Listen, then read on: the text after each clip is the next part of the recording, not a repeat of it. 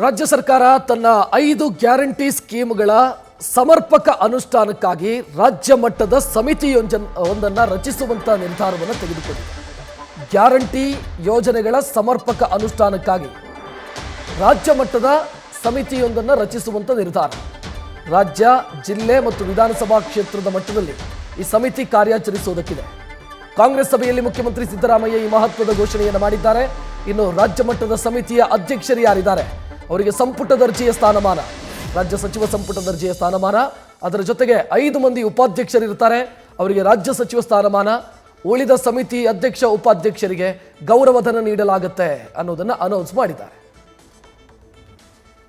ಹೆಚ್ಚಿನ ಡೀಟೇಲ್ ನೀಡೋದಕ್ಕೆ ನಮ್ಮ ಪ್ರತಿನಿಧಿ ಶಿವಪ್ರಸಾದ್ ಫೋನ್ ಸಂಪರ್ಕದಲ್ಲಿ. ಶಿವಪ್ರಸಾದ್, ಇದರಲ್ಲಿ ಇರೋದು ಏನು ಉದ್ದೇಶ ಅಂದ್ರೆ ಗ್ಯಾರಂಟಿಗಳ ಅನುಷ್ಠಾನ ಸಮರ್ಪಕವಾಗಿ ಆಗಲಿ ಅಂತನ, ನಮ್ಮ ಕಾರ್ಯಕರ್ತರಿಗೆ ಅಧಿಕಾರ ಸಿಗಲಿ ಅಂತನ?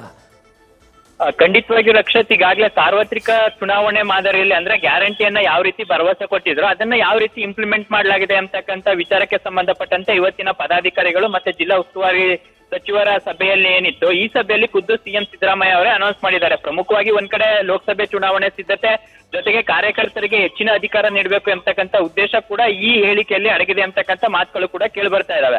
ಪ್ರಮುಖವಾಗಿ ಈ ಬಾರಿಯ ಲೋಕಸಭೆ ಚುನಾವಣೆಯನ್ನ ಯಾವ ರೀತಿ ಕಾಂಗ್ರೆಸ್ ಅಡ್ವಾಂಟೇಜ್ ಆಗಿ ತೆಗೆದುಕೊಳ್ಬೇಕು ಅಂದ್ರೆ ಪ್ರಮುಖವಾಗಿ ಯಾವ ವಿಚಾರದ ಮುಂದಿಟ್ಕೊಂಡು ಜನರ ಬಳಿಗೆ ಹೋಗ್ಬೇಕು ಅಂತಕ್ಕಂಥ ವಿಚಾರಕ್ಕೆ ಸಂಬಂಧಪಟ್ಟಂತೆ ಈಗಾಗಲೇ ಕಾರ್ಯಕರ್ತರಿರ್ಬೋದು ಪ್ರಮುಖವಾಗಿ ಐದು ಗ್ಯಾರಂಟಿ ಯೋಜನೆಗಳನ್ನ ಅನುಷ್ಠಾನದ ವಿಚಾರದಲ್ಲಿ ಸರ್ಕಾರ ಯಾವ ರೀತಿ ಸಮರ್ಪಕವಾಗಿ ಕೆಲಸ ಮಾಡ್ತಾ ಇದೆ ಅಂತಕ್ಕಂಥ ವಿಚಾರವನ್ನು ಕೂಡ ಕಂಡುಹಿಡ್ಕೊಳ್ಬೇಕಾಗಿದೆ. ಆ ಕಾರಣಕ್ಕಾಗಿ ಪಕ್ಷದ ಕಾರ್ಯಕರ್ತರಿಗೆ ಹೆಚ್ಚಿನ ಅಧಿಕಾರವನ್ನ ಅಂದ್ರೆ ಈ ಗ್ಯಾರಂಟಿ ಯೋಜನೆಗಳ ಅನುಷ್ಠಾನ ವಿಚಾರ ಕುರಿತಂತೆ ರಾಜ್ಯ ಮಟ್ಟದ್ದು ಮತ್ತೆ ಜಿಲ್ಲಾ ಮತ್ತು ತಾಲೂಕು ಮಟ್ಟದಲ್ಲಿ ಕೆಲವೊಂದು ಸಮಿತಿಗಳನ್ನ ರಚನೆ ಮಾಡಿ ಆ ಸಮಿತಿಯಲ್ಲಿ ಪಕ್ಷದ ಕಾರ್ಯಕರ್ತರನ್ನ ನೇಮಕ ಮಾಡೋದ್ರ ಜೊತೆಗೆ ಸಚಿವ ಸಂಪುಟ ಸ್ಥಾನಮಾನ ಇರ್ಬೋದು, ರಾಜ್ಯ ಸಚಿವ ಸ್ಥಾನ ಇರ್ಬೋದು, ಜೊತೆಗೆ ಉಳಿದ ಅಧ್ಯಕ್ಷರು ಮತ್ತೆ ಗೌರವಾಧ್ಯಕ್ಷರಿಗೆ ಗೌರವಧನವನ್ನ ನೀಡ್ತಕ್ಕಂತ ಪ್ರಸ್ತಾಪವನ್ನ ಸಿಎಂ ಸಿದ್ದರಾಮಯ್ಯ ಅವರು ಇಟ್ಟಿದ್ದಾರೆ. ಆ ಕಾರಣಕ್ಕಾಗಿ ಅಂದ್ರೆ ಒಂದ್ ಕಡೆ ಪಕ್ಷವನ್ನ ಅಧಿಕಾರಕ್ಕೆ ತರ್ತಕ್ಕಂಥ ವಿಚಾರ, ಇನ್ನೊಂದ್ ಕಡೆ ಗ್ಯಾರಂಟಿ ಯೋಜನೆಗಳನ್ನ ಘೋಷಣೆ ಮಾಡೋದಷ್ಟೇ ಅಲ್ಲದೆ ಸಮರ್ಪಕವಾಗಿ ಯಾವ ರೀತಿ ರಾಜ್ಯದ ಜನರಿಗೆ ತಲುಪಿಸಿದ್ದೇವೆ ಅಂತಕ್ಕಂಥ ವಿಚಾರ ಕುರಿತಂತೆ ಮೇಲುಸ್ತುವಾರಿಯನ್ನ ಮಾಡ್ಲಿಕ್ಕೆ ಕಾರ್ಯಕರ್ತರಿಗೆ ಹೆಚ್ಚಿನ ಅಧಿಕಾರವನ್ನು ಕೂಡ ನೀಡ್ಲಿಕ್ಕೆ ಈ ರೀತಿಯ ಘೋಷಣೆ ಮಾಡಿದ್ದಾರೆ. ಸದ್ಯ ಈಗ ಲೋಕಸಭೆ ಚುನಾವಣೆಗೆ ಈಗಾಗಲೇ ಕಾರ್ಯಕರ್ತರನ್ನ ವಿಶ್ವಾಸಕ್ಕೆ ತೆಗೆದುಕೊಳ್ಳೋದು ಭಾಗ ಒಂದ್ ಕಡೆ ಆದ್ರೆ, ಇನ್ನೊಂದ್ ಕಡೆ ಕಾರ್ಯಕರ್ತರಿಗೆ ಎಲ್ಲ ಒಂದ್ ಕಡೆ ಕಡೆಗಣಿಸಲಾಗಿದೆ. ಈಗಾಗಲೇ ನಿಗಮ ಮಂಡಳಿ ನೇಮಕ ವಿಚಾರ ಕುರಿತಂತೆ ಸಾಕಷ್ಟು ವಿಳಂಬ ಆಗ್ತಾ ಇದೆ.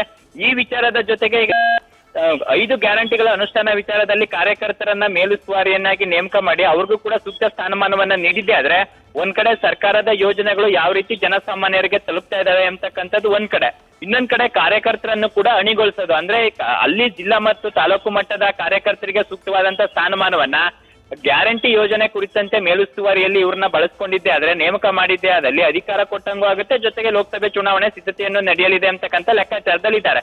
ಸದ್ಯ ಈ ಕುರಿತಂತೆ ಸಿದ್ದರಾಮಯ್ಯ ಅವರೇ ಘೋಷಣೆ ಮಾಡಿರೋದ್ರಿಂದ ಸದ್ಯ ಈಗ ರಾಜ್ಯ ಸರ್ಕಾರದ ಬೊಕ್ಕಸಕ್ಕೆ ವಾರ್ಷಿಕ 16 ಕೋಟಿ ರೂಪಾಯಿ ವೆಚ್ಚ ಕೂಡ ತಗಲಿದೆ ಅಂತಕ್ಕಂಥ ಮಾಹಿತಿ ಕೂಡ ಲಭ್ಯವಾಗ್ತಾ ಇದೆ. ಸದ್ಯ ಈಗ ಲೋಕಸಭೆ ಚುನಾವಣೆ ಹತ್ತಿರದಲ್ಲಿರ್ತಕ್ಕಂಥ ಈ ಸಂದರ್ಭದಲ್ಲಿ ಒಂದ್ ಕಡೆ ನಿಗಮ ಮಂಡಳಿ ನೇಮಕ ವಿಚಾರ, ಇನ್ನೊಂದ್ ಕಡೆ ಗ್ಯಾರಂಟಿ ಯೋಜನೆಗಳ ಅನುಷ್ಠಾನ ವಿಚಾರದಲ್ಲಿ ಕಾರ್ಯಕರ್ತರನ್ನು ಕೂಡ ಸಮರ್ಪಕವಾಗಿ ಬಳಸ್ಕೊಳ್ತಕ್ಕಂಥ ವಿಚಾರದಲ್ಲಿ ಸಿಎಂ ಸಿದ್ದರಾಮಯ್ಯ ಈಗ ಮಹತ್ವದ ಘೋಷಣೆಯನ್ನ ಇವತ್ತಿನ ಪದಾಧಿಕಾರಿಗಳು ಮತ್ತೆ ಜಿಲ್ಲಾ ಉಸ್ತುವಾರಿ ಸಚಿವರ ಸಭೆಯಲ್ಲಿ ಮಾಡಿರೋದ್ರಿಂದ ಮುಂಬರ್ತಕ್ಕಂಥ ದಿನಗಳಲ್ಲಿ ಪ್ರತಿ ಜಿಲ್ಲೆಯಲ್ಲೂ ಕೂಡ ತಮ್ಮ ಪಕ್ಷದ ಕಾರ್ಯಕರ್ತರಿಗೆ ಸಚಿವ ಸ್ಥಾನಮಾನದ ಜೊತೆಗೆ ಗೌರವಧನ ಕಾರ್ಯಕರ್ತರಿರ್ಬೋದು ಅವ್ರಿಗೂ ಕೂಡ ನೀಡ್ತಕ್ಕಂಥ ವಿಚಾರದಲ್ಲಿ ಗ್ಯಾರಂಟಿ ಅನುಷ್ಠಾನಗೊಳಿಸ್ತಕ್ಕಂಥ ನಿಟ್ಟಿನಲ್ಲಿ ಅಂದ್ರೆ ಯೋಜನೆಗಳನ್ನ ಸಮರ್ಪಕವಾಗಿ ಜನರಿಗೆ ಯಾವ ರೀತಿ ತಲುಪಿಸಿದ್ದೇವೆ ಅಂತಕ್ಕಂಥ ವಿಚಾರ ಕುರಿತಂತೆ ತಿಳಿಯಲಿಕ್ಕೆ ಈಗ ಮುಂದಾಗ್ತಾ ಇರ್ತಕ್ಕಂಥದ್ದು. ರಕ್ಷತ್, ಧನ್ಯವಾದ ಶಿವಪ್ರಸಾದ್ ಮಾಹಿತಿಗೆ. ನ್ಯೂಸ್ ಫಸ್ಟ್ ನಿರ್ಭೀತಿಯಿಂದ ನಿಮ್ಮ ಪರವಾಗಿ.